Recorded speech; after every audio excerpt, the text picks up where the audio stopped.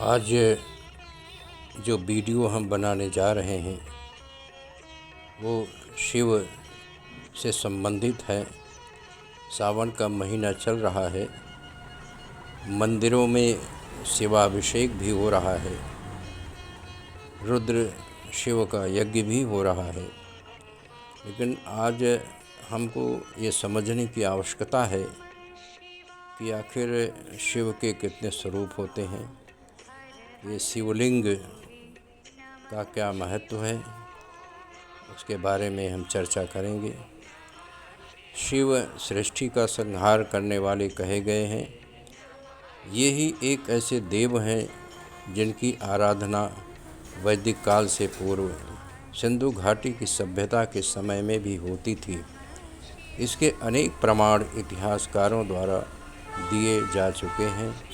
वैदिक काल में शिव का रुद्र रूप अधिक प्रसिद्ध रहा है। आज भी शिव के लिंग रूप की उपासना संपूर्ण भारत में प्रचलित है।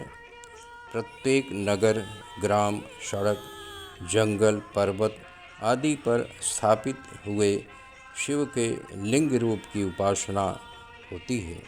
शिव ही ऐसे देवता हैं जो यति तथा भोगी, राजा तथा रंक दोनों के आराध्य देव बन सके। भंडारकर महोदय तो पशुपति के रूप में इन्हें जंगल के व्यक्तियों का आराध्य देव मानते हैं। अतः सभ्य जाति के ही नहीं, असभ्य एवं जंगली जातियों के भी शिव आराध्य देव रहे हैं। शिव की उपासना सदा से दो रूपों में होती है, अतः उनकी प्रतिमाएं भी दो रूपों में प्राप्त होती है। पहला लिंग प्रतिमा और दूसरा है रूप अथवा मानवीय प्रतिमा। तो आज हम ज़्यादातर लिंग रूप की ही प्रतिमा का वर्णन करेंगे, और भी जो मानवीय प्रतिमा है उसको हम अगले एपिसोड में लेंगे। लिंग उपासना शैव संप्रदाय का मुख्य अंग है। शिव के अन्य मानवीय रूपों की उपासना लिंग उपासना के समान प्रसिद्ध न हो सकी। शिव के मंदिरों के मध्य की प्रतिमा लिंग रूप में होती है। लिंग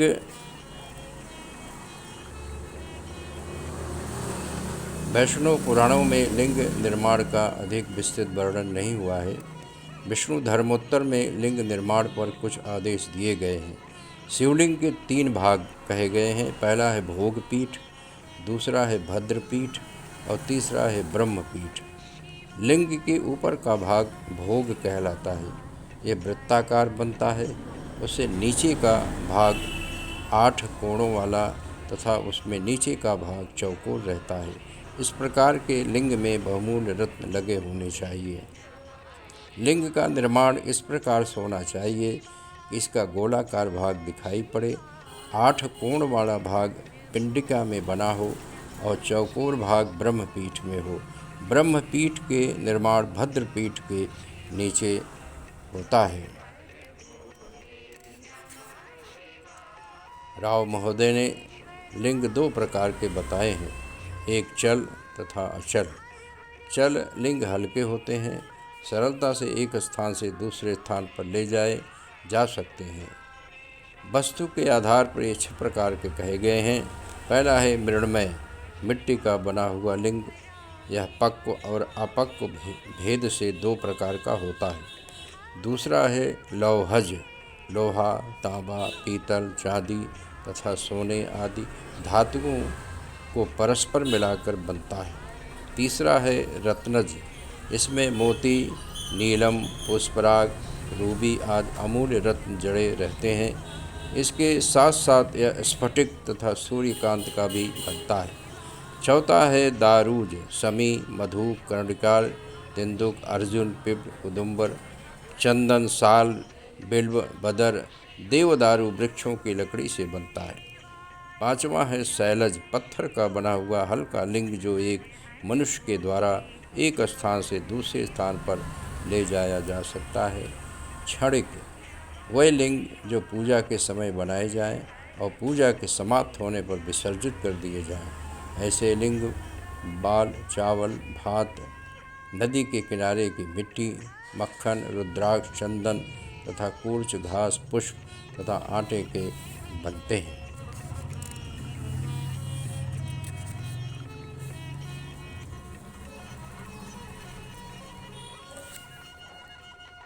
इस प्रकार हम लिंग के, शिवलिंग के बारे में आपको प्रकार बताए। और मनुष्य के द्वारा बनाए जाने वाले लिंग मानुष कहलाते हैं कि 3 भाग होते हैं, ब्रह्म भाग, विष्णु भाग तथा रुद्र भाग। रुद्र भाग ही पूजा का भाग अथवा भीम भाग कहलाता है।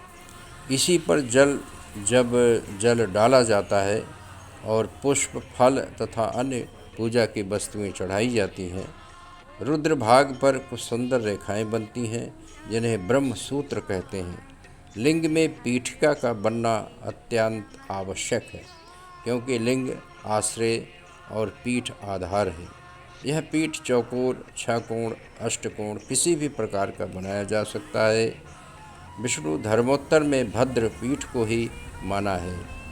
मुखलिंग के अंतर्गत एक मुख से 5 मुख तक बनते हैं। एक मुखलिंग की एक प्रतिमा लखनऊ संग्रहालय में प्राप्त हुई है। इसमें लिंग के एक ओर मुख बना है, सिर पर जटाजूट बने हैं। बनर्जी महोदय ने एक मुखी तथा एक पंचमुखी लिंग का उल्लेख किया है।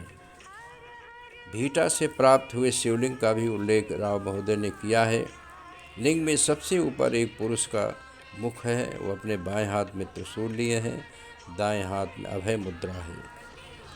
लिंग के ऊपर के भाग में एक और शिव का मुख बना हुआ है। मुख बड़ा ही भव्य एवं आकर्षक है। तो इस प्रकार से आज हमारा ये वीडियो शिवलिंग के ऊपर आधारित था।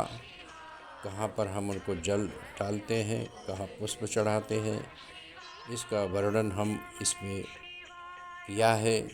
अब अगले एपिसोड में मानवीय प्रतिमाओं के बारे में हम शिव का उल्लेख करेंगे। बहुत बहुत धन्यवाद।